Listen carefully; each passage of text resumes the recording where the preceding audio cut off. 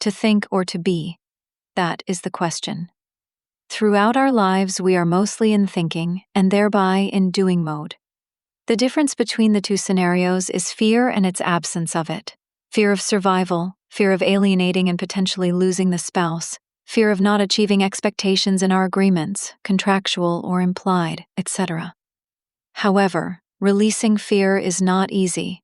It requires that we distance ourselves from our obligations, not in the sense that we just drop them, but allow ourselves to factor in some self-time whenever possible, with the aim to live in that frame of mind and frame of heart. We need to find the strength and the inspiration to undo our own conditioning and create room in our consciousness for our true self to emerge and sustain our conscious self. You might ask now, why? A valid question. Apart from the fact that conditioning is bad for our individual and collective health, to borrow the warning that most of us have seen on cigarette packs, conditioning is hindering our progress in consciousness evolution by hindering the development of the unburdened mind. But how do we get there, you might ask? What is the foundation of all this? How can we be like this? Well, you just said it. Just be. The mind seeks answers, but the answers are already inside us. We just need to understand the questions to the answers. Imagine that you are all the answers that are. For example, why am I alive? The why is the question, and life is the answer. The questions don't exist in this everyday, mundane level of existence. They spring forth from spirit, which is infinite and exists outside space and time. Traditional problem-solving processes of the mind rely on mundane concepts and are therefore hopelessly outdated and as such totally ineffective, leading us into logical dead ends. Utilizing the mind in its current capacity is limited at best and dangerous at worst because of the effects of polarization. We are not just human, only a part of us is human. Most of our essence is infinite and therefore cannot be expressed in human or linear terms. We are brilliant, immortal, and multidimensional beings, having a mundane earthly experience. So, how do you ground this multidimensional essence onto this earthly plane? Easy. Just be, don't think. You can't do both anyway. You can either think using your mind or be using your heart. When the mind seeks answers, it is leading you in circles and to dead ends, because it will find only inadequate half-truths, complex and impractical explanations to satisfy itself, and a frustrating maze of ever-expanding theory to keep up with the results that this mind process yields. That's because the mind's capacity to hold infinity does not exist yet. Once the heart complements the mind, it can work with the heart to reach results that it would not be able to reach on its own.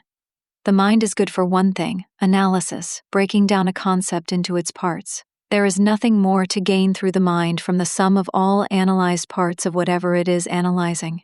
It is in the heart where the sum of all parts of something makes visceral sense, extracting inspired conclusions that the mind is incapable to produce. Consciousness has access to both the mind and the heart, and it needs both tools to expand itself. A hammer is only good for hammering, and a drill can only drill. Mind and heart are two different tools that need each other to complement their strengths. We need to use them appropriately in a blended way. This way they will both jump to provide insights in divine time, on their own, when those insights are needed, and our consciousness will know automatically which one has to jump, if we let it. Where logic doesn't make sense on its own, the heart offers ways to support it. Where blind, unguided faith is counterproductive, the mind suggests avenues of potential. The opposite is also the case. Where logic makes sense, the heart offers correctional wisdom through other perspectives, and where faith in a certain abstract concept makes sense. In the heart, logic offers doubt that provides correctional guidance to the heart, strengthening both mind and heart in the process. When mind and heart work in tandem, and within their own domains, yet connected through the bridge between them, they can provide a guidance that's more effective than guidance offered only by the mind or only by the heart. However, what would happen if we allowed that connection between mind and heart to work behind the scenes, so to speak, allowing both the mind and the heart the freedom to interact and communicate with each other autonomously, without the mind's supervision, which is a less harsh way of referring to control of the heart by the mind? How would our lives unfold if we were to surrender to a blended mind and heart, lending a shared direction to our lives? This is when miracles happen. An unburdened mind, liberated by its need to control and judge, is free to experience the essence of the heart. The mind without the heart is finite. If the heart is allowed to become the guiding force in our lives, replacing and succeeding the mind in this role, then the mind is liberated by the shackles of structured conditioning and is imbued by the unstructured, loving infinity that's overflowing from the heart. The mind and the heart are two halves, like all polarities. After blending, they represent more than the sum of the whole and offer a radical new way of being that will revolutionize all aspects of the way we live. This way, we don't just live, but we derive experience from existence. In other words, we live on steroids. We utilize the whole of our being and exist in an empowered and far more expanded way. We all must carve our own path to understanding and grokking this new way of existing. Inner work is of the utmost importance, as this path is riddled with challenges that are unique to our individual evolutionary level. What may work for John might not work for Mary. And what hasn't worked for Liz could work for Nick. We are all unique drops of the one, infinite universal consciousness, and each individual consciousness evolution is different.